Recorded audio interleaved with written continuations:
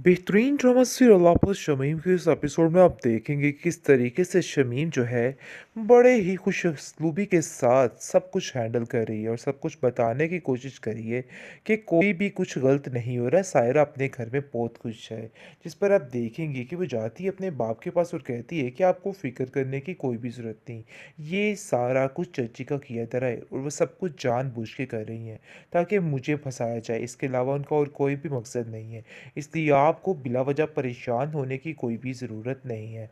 आप नहीं जानते हैं कि जानबूझकर कश्यप ये सब कुछ करवाना चाह रही है ताकि मेरी बेइज्जती का बदला लिया जाए, क्योंकि ये शादी मैंने करवाई है जिस पर सारा कुछ मेरे ऊपर ही डालना चाह रही हैं।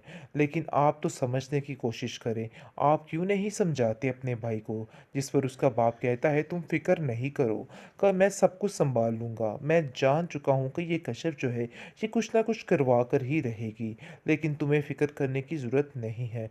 मैं सायरा से खुद बात करूँगा कि वो अपनी बहन की बातों में मत आए और अपने घर को बसाने की कोशिश करे, क्योंकि ऐसे तो गुज़ारा बहुत मुश्किल हो जाएगा। अगर वो अपनी माँ की बातें सुनती रही तो काम काफ़ी हद तक ख़राब हो सकता है, लेकिन उसको बताना हमारा फ़र्ज़ बनता है। देखो तुम उसके साथ ज़रा कॉन्टैक्ट में रहो और बातचीत करती रहना ताकि उसे हर चीज़ का पता चलता रहे, क्योंकि मुझे नहीं लगता ये कश्यप उसको सुकून से रहने देगी।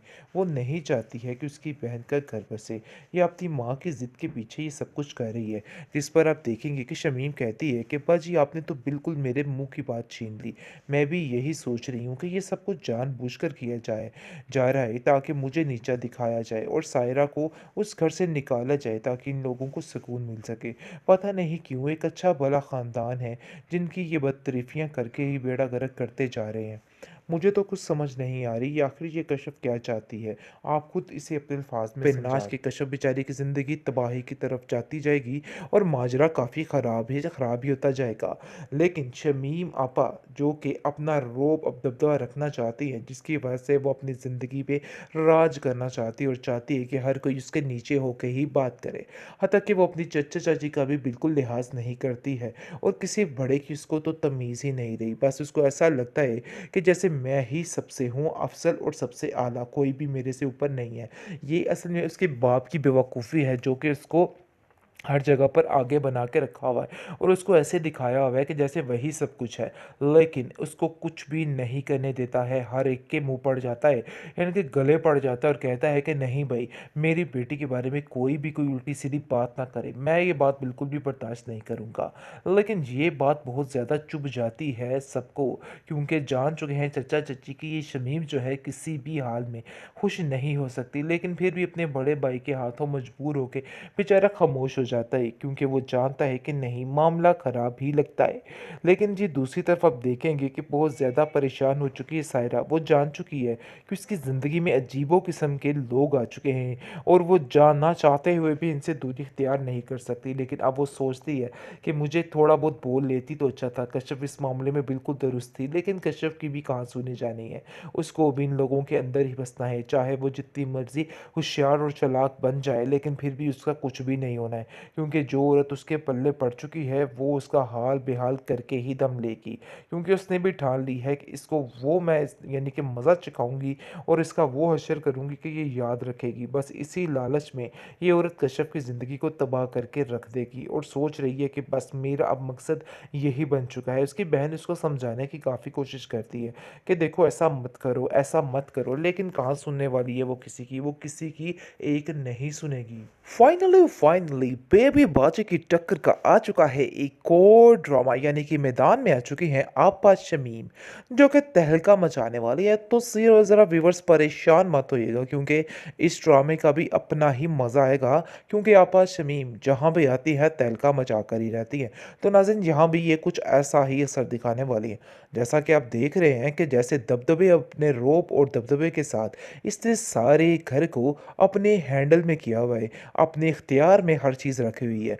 लेकिन कहीं न कहीं दिल की ये बुरी नहीं है।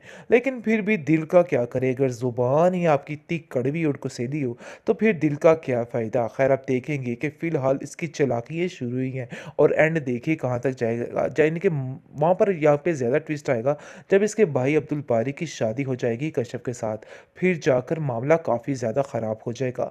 फ़िलहाल तो आप देख रहे हैं कि किस तरह से अपने हंटर हुक्मरानी की वजह से सारा कुछ हथियाए बैठी है। लेकिन इसने सायरा का भी ऐसे ही रिश्ता करवाया और उसका घर भी ऐसे ही उजाड़ने की कोशिश करी है। कहीं न कहीं इसकी चच्ची ठीक है और वो सही कहती है, अपने शोहर से कहती है कि आखिर ये क्या माजरा है? कब तक ये सारा सिस्टम इस तरीके से रहेगा? लेकिन कहाँ सुनने वाला है वो, और उसको कहता है कि तुम्हें कुछ भी अंदर बोलने की ज़रूरत नहीं है।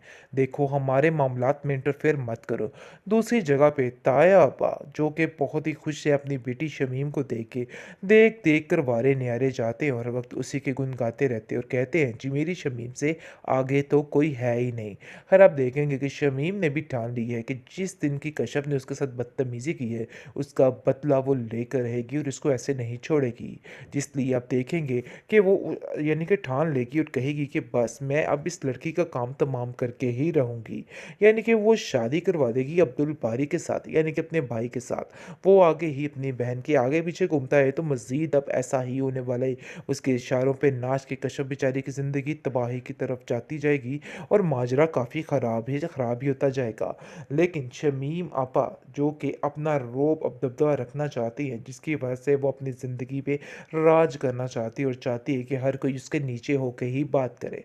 हत्ता कि वो अपनी चचा-चाची का भी बिल्कुल लिहाज़ नहीं करती है और किसी बड़े की उसको तो तमीज़ ही नहीं रही। बस उसको ऐसा लगता है कि जैसे मैं ही सबसे हूँ अफ़ज़ल और सबसे आला, कोई भी मेरे से ऊपर नहीं है। ये असल में उसके बाप की बेवकूफ़ी है जो कि उसको हर जगह पर आगे बना के रखा हुआ है और उसको ऐसे दिखाया हुआ है कि जैसे वही सब कुछ है।